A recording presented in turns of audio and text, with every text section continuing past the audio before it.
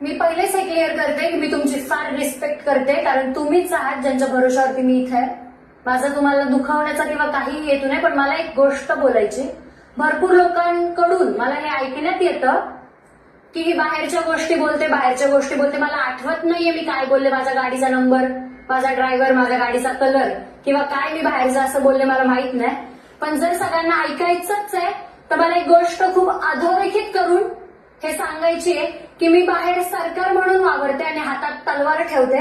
भले ती तलवार आता घरी असेल याचा अर्थ असा नाही की मी इथल्या गोष्टी विसरेल आणि बाहेर जाऊन त्या गोष्टी विसरेल. मी बाहेर जाऊन ती तलवार चालवेल, ती तलवार कुणावर चालवेल इट डिपेंड करतं की तुम्ही माझ्यावरती किती आणि कसे बोलताय. ही जर महाराष्ट्राचे धमकी